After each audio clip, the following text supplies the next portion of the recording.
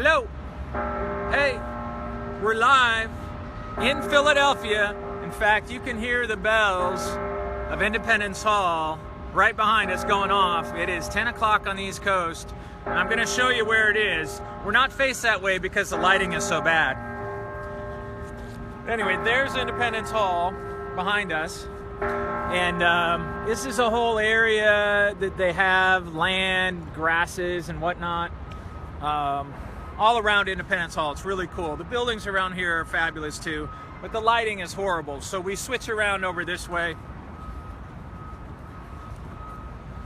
Beautiful buildings back there too. So thank you for being on. Here we are. We're live in Philadelphia. It is November 8th. It is 2016. This is election day. We're talking 366 days, even though it was supposed to be 365 days. They threw a leap year day in there. So 366 days down, 0 days to go. We are at the end of the run. And last night, on the other side of Independence Hall, there's a huge grass area. And Hillary Clinton and President Obama and their spouses and Bruce Springsteen and Bon Jovi. My sister is my camera person. She came with me. She actually started the trip with me way back in the beginning, and now she decided to end it. It's very nice. Thank you very much. You're welcome. So anyway, Bon Jovi was there too, and last night we came down here with the concept that we were actually going to go to this thing. So we came down hours ahead, probably 3 hours ahead, went and we saw people going in. There was a huge line. We're thinking we may not do this.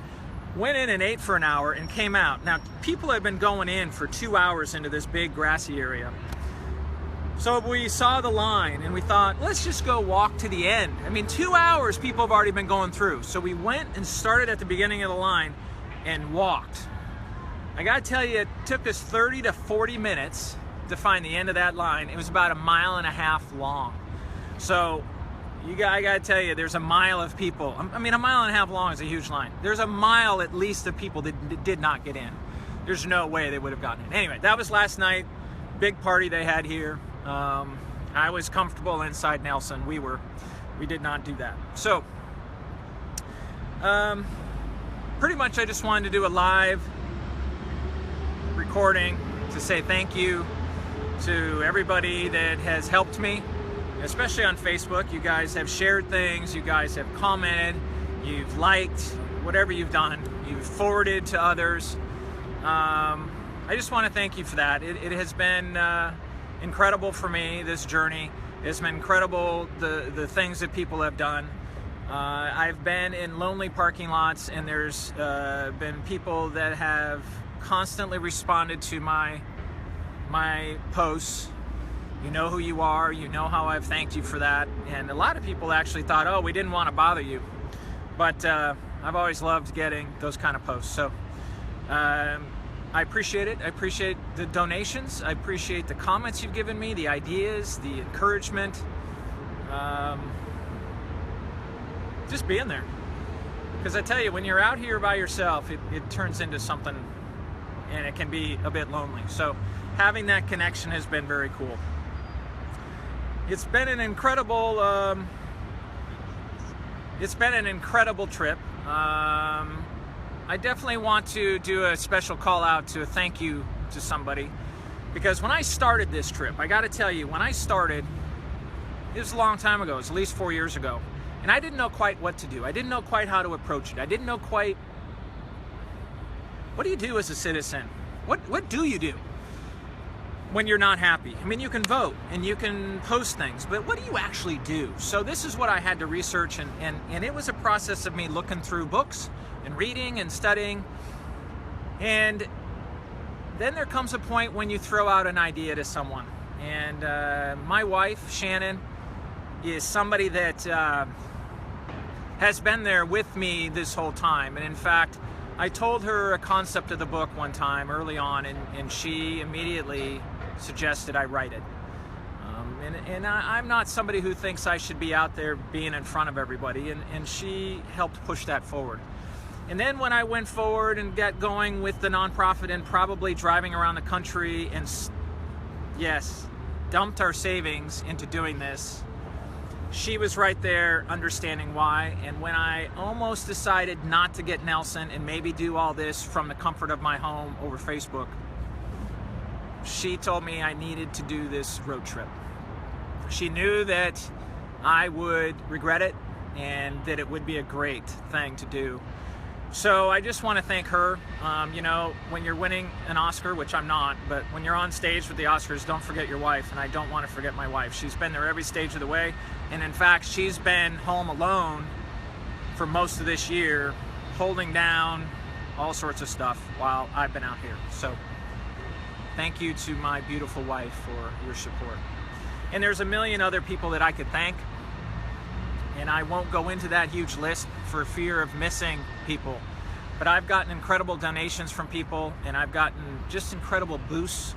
It doesn't even have to be a big donation. It couldn't even be any donation. It's been at different times when I've been on this road and it felt like I was having trouble or at an edge or something.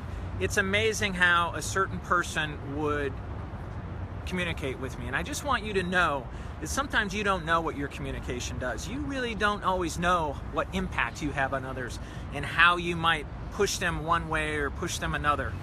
And that has been the case with this, because I just picked this up. In some cases, you know, you've got to study something and know exactly what you're going to do before you go. I didn't have that in this case. And in fact, time was running out. I wanted to do this for a year. You don't do this next year. You have to do that this year. So I had to trust myself to figure it out. I guess the Boy Scout in me did that. And I just went. I figured it out as I went. I figured out where I could park. I figured out how to drive a motorhome. I didn't know how to drive a motorhome when I started this thing. I have a video of me sitting there videoing myself saying, you know, they're letting me now drive away, which is incredible. You don't have to have another license. I didn't know how to drive a motorhome. I didn't really have all the video equipment. How was I going to talk to the press? How was I going to get press? Where was I going to park? Where do you dump the thing? I mean, there's so many millions of things that I had to figure out along the way. So I want to encourage you guys, if you have ideas, if I've done nothing else, I hope I've inspired you, or maybe I've frightened you to death. Don't do what he just did. But I hope I've inspired you to get past thinking and go towards doing. Thinking and planning and dreaming is easy, I gotta tell you. The trickiest part on earth is that place where you take the dream and put it into reality, action. That's where the rubber meets the road, and I have new respect for those people who have achieved unbelievable things by just going out and doing them, and I encourage you to do that. So it's been a year. I thank you. I'm going to post another video that I did this morning with different images, little stuff that you might also look at. It'll be different than this video, but I just wanted to do a live thing. Philadelphia is one of the coolest cities in the world, and if you've never been to Independence Hall back there, you have to go. You have to see the place where they formed the Constitution, which I consider to be the document that freed the world. After we wrote the Constitution, countries around the world, over time, people rose up. People said, we need to rule. And if there's anything I can say about my future, if you're interested, and I know people actually answered questions for me to answer, which I'm going to use in another video. But everybody asks what's next. And for me, what's next is continuing to drill down on how we can get us back to the people rule. That's the base of our country. That's what we're all interested in. And that's actually what was before the Constitution. That's what pushed us toward revolution. People in the colonies wanted to rule themselves, and they were actually in the colonies. But King George was pressing down because we were a colony of Great Britain. So getting back to the people rule, that's what I'm going to continue drilling down on, and how we can adjust things, how we can get it back so we don't have special interest or people with a lot of money or people with a lot of privilege cutting us out and getting the things done for them instead of all of us. So I think that's the real dream of our country, is the people are sovereign. So that's all I got. I thank you guys for following along. We're at day 0. Nelson goes back to where I bought him, and he goes into horse pasture heaven for now. But I'll tell you, if I ever get another motorhome, I'm reviving him and bringing him back out. That's kind of the special thing of Nelson. He can go wherever I go if I bring him with me. Okay, guys, thanks for being with me. Thanks for everything you've done. And see you later from Philadelphia.